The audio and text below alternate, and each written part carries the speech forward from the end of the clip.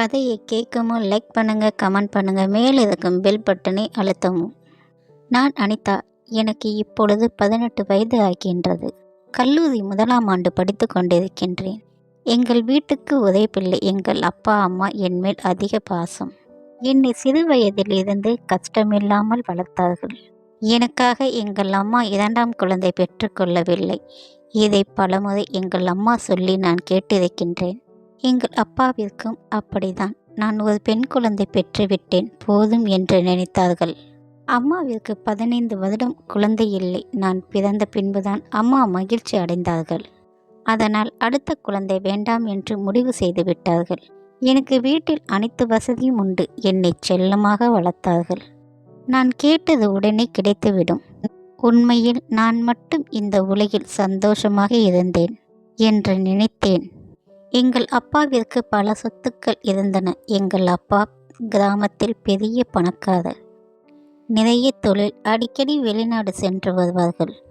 எங்களுக்கு கணக்கில்லாத சொத்துக்கள். எனவே நான் எப்பொழுதும் சந்தோஷமாக இருந்தேன். நான் எதை கேட்டாலும் பெற்றுக்கொள்வேன். உலகம் என் கையில் இருக்கின்றது என்ற நம்பிக்கையுடன் இருந்தேன். அந்த ஒரு விஷயம் நடக்கவில்லை என்றால், அப்பாவும் அம்மாவும் கல்யாண விஷயமாக வெளியே செல்ல போனார்கள். நாங்கள் வருவதை பார்த்து கொண்டே இரு, எங்கேயும் வெளியே செல்லாதே, யாரையும் நம்ப வேண்டாம் என்று அம்மா சொன்னார்கள். அவர்களின் அந்த வார்த்தை கடைசி வார்த்தை என்று எனக்கு தெரியாது. அவர்கள் சென்றபோது விபத்து நடந்துவிட்டது. ஒன்றும் புரியவில்லை. எனக்கு உலகமே சுழன்றியது. அம்மாவும் அப்பாவும் பிணங்கள் வீட்டுக்கு வந்தன. உறவினர்கள் அனைவரும் அழுகை. நானும் கத்தி கொண்டு அழுது கொண்டிருந்தேன். என் வாழ்க்கை இறந்து விட்டது.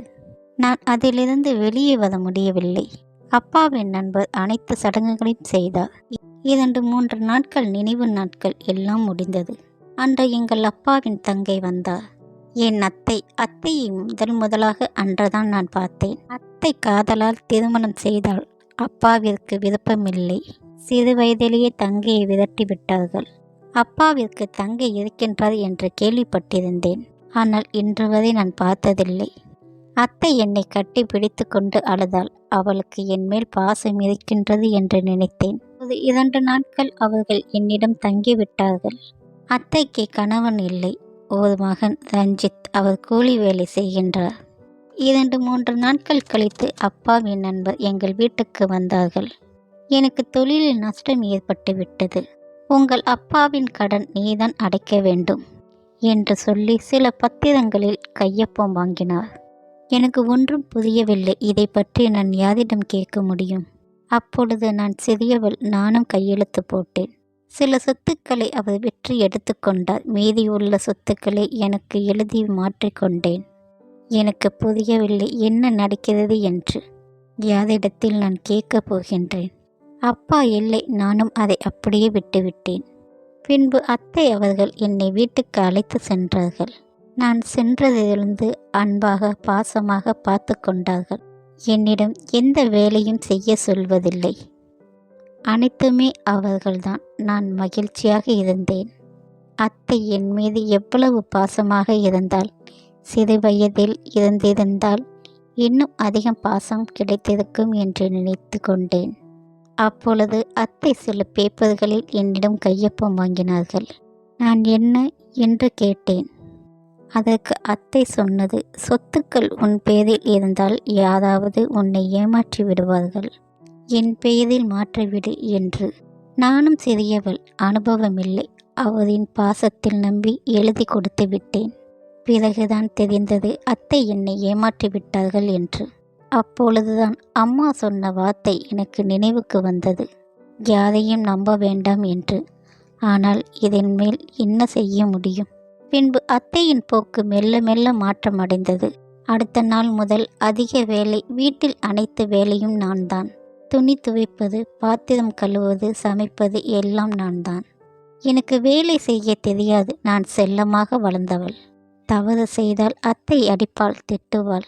இரவு முழுவதும் அம்மாவையும் அப்பாவையும் நினைத்து அழுவேன். அன்று அப்படிதான் படுத்து அழுது கொண்டிருந்தேன். யாரோ என் கால்களை பிடித்தது போல் பார்த்தேன். அத்தையின் மகன் ரஞ்சித். அவன் என் வாயை மூடினான். சத்தம் போடாதே, நான் உனக்கு இந்த வீட்டில் விடுதலை கொடுக்கின்றேன், என்னை மட்டும் கவனித்துக்கொள் என்று. நான் பயந்து அவனை தள்ளிவிட்டு அடித்தேன். அத்தை ஓடி வந்தார்கள், அவனை திட்டிவிட்டு அனுப்பினார்கள். ஆனால் என்னை அடித்தார்கள், என்ன தவறு செய்ய போகிறாய் என்று. நான் எந்த தவறும் செய்யவில்லை. நான் எதை சொல்லியும் நம்பவில்லை. நான் அமைதியாக இருந்தேன். இது என் விதி என்று நினைத்தேன். சில நாட்கள் கழித்து அத்தை என்னை குளிக்க வைத்து புதிய புடவை அணிய சொன்னார்கள், நகைகள் அணிய சொன்னார்கள். நான் என்னவென்று கேட்டேன். உனக்கு கல்யாணம் என்றார்கள். நான் அதிர்ச்சி. யார் மாப்பிள்ளை? பெரிய பணக்கார பையன், உன்னை திருமணம் செய்து வைக்க ஆசை என்றார்கள். மாலையில் ஒரு பெரிய கார், அதிலிருந்து ஒரு பெரிய மனிதன் இறங்கினார். என்னை பார்த்து சிரித்தார்கள். அவருக்கு வயது அதிகம். இவருடன் தானா என் கல்யாணம்? எனக்கு கனவு உடைந்தது. கண்களில் கண்ணீர் துளி. அத்தையின் போலியான பாசம் அப்போதுதான் தெரிந்தது. அவர் என்னை பார்த்து சொன்னார், என் மகனுக்கு இவள்தான் சரியான மனைவி என்று. நான் கொஞ்சம் நிம்மதி அடைந்தேன். பிறகு அந்த பெரியவர் தான் மகனின் வசந்த் என்று பெயர் சொன்னார். நான் ஒத்துக்கொண்டேன். எதுவோ நல்லது நடந்தால் போதும் என்று. அவர் காதில் என்னை அழைத்து சென்றார். பெரிய மாளிகை போன்ற வீடு, விளக்குகள், பூக்கள், வேலையாட்கள். என்னையும் அழகாக அலங்காரம் செய்து வைத்தார்கள். அன்று மாலையில் கல்யாணம். நான் எதையும் புரிந்து கொள்ள முடியவில்லை. சடங்குகள் முடிந்தன. அன்று இரவு என் கணவர் வசந்த். அவரின் முகம் கூட எனக்கு நீ தெரியவில்லை. வசந்த் வந்தான். அவன் திடீரென்று பைத்தியம் போல் நடந்து கொண்டான். எனக்கு கல்யாணமாகிவிட்டது என்று அங்கும் இங்கும் ஓடிக்கொண்டிருந்தான். தன்னை கட்டுப்படுத்த முடியவில்லை. நான் பயந்து ஓடி ஒளிந்தேன். சில நேரம் கழித்து பார்த்தேன். அவர் அமைதியாக சிகரெட்டு பிடித்து கொண்டிருந்தார். எனக்கு ஒன்றுமே புரியவில்லை. வசந்த் என்னை பார்த்து சிரித்து என்னை அழைத்து உட்கார வைத்தார்கள். அனிதா, நான் பைத்தியமில்லை, நான் பைத்தியமாக நடிக்கிறேன் என்றார். எனக்கு அதிர்ச்சி. நான் ஏன் என்று கேட்டேன்.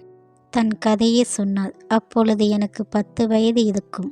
அப்பா என்மேல் அதிக பாசமாக இருந்தார்கள். அவர்களுக்கு எப்பொழுதும் வேலையே தொழில் மட்டும் முக்கியம்.